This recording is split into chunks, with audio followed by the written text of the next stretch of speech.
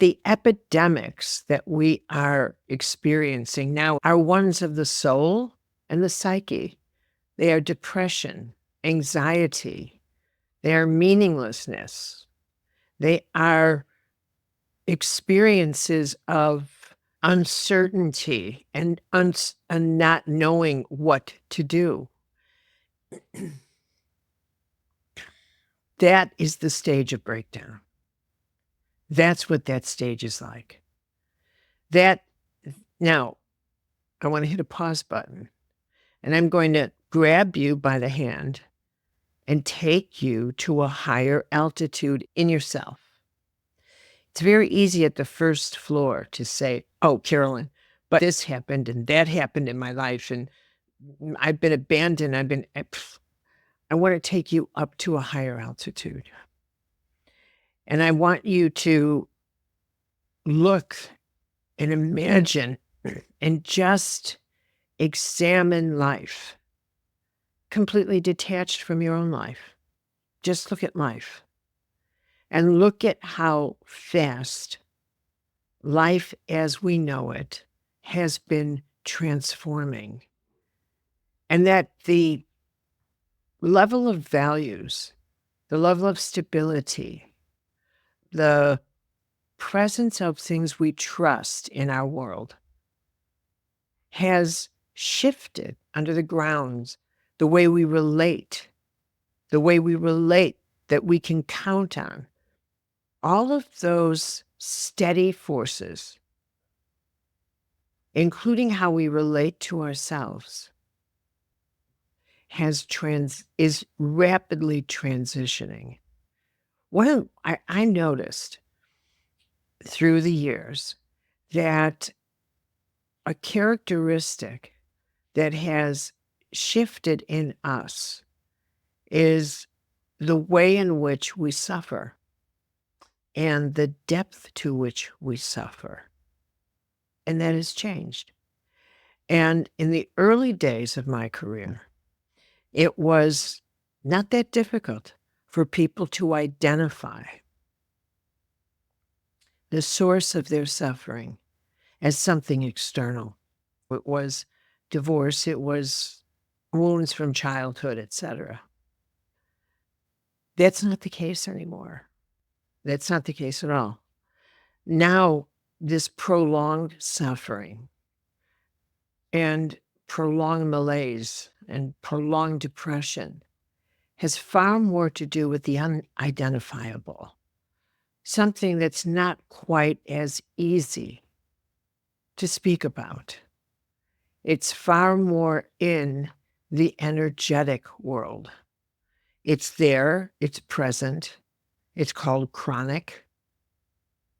It's more, in my opinion, in the category of what I would call a spiritual crisis, a crisis of the spirit. And it is part of that stage of breakdown before breakthrough.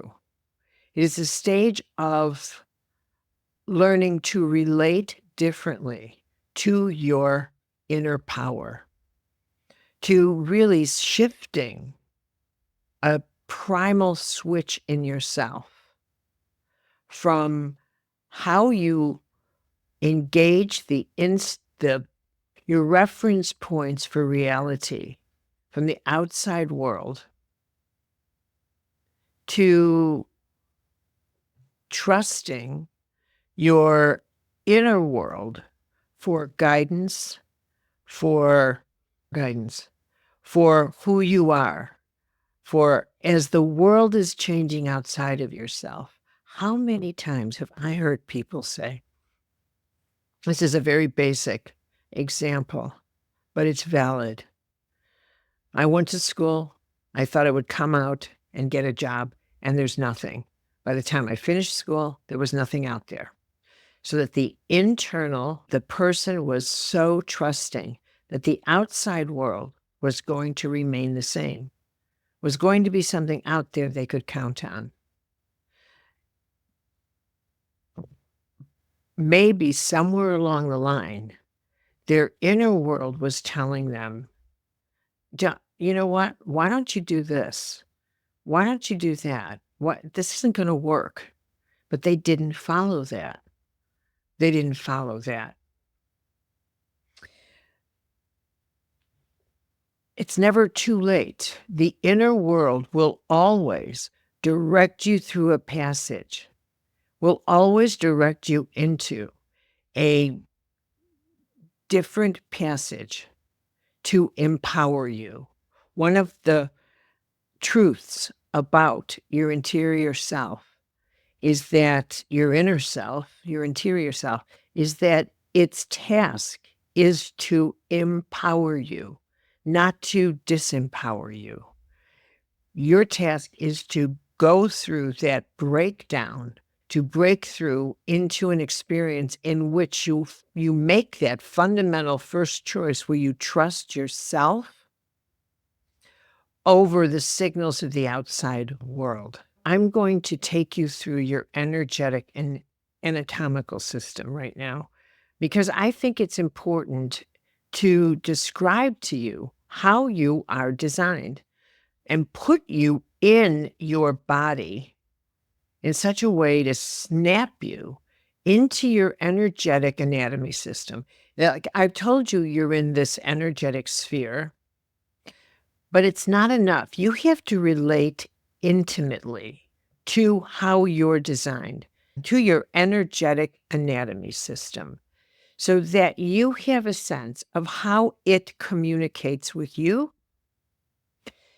as a way of this energetic lifestyle, that you grow accustomed to recognizing that when you have a signal in your body, it's an energetic message.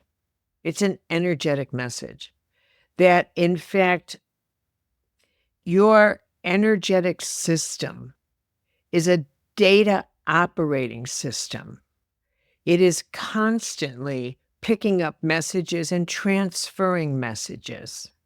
And on that note, we will then go into a conversation about how this intimacy that you have with your energetic system has transformed and is actively transforming how you relate to other people and how it's changed completely the rules of intimacy, the rules of relationships,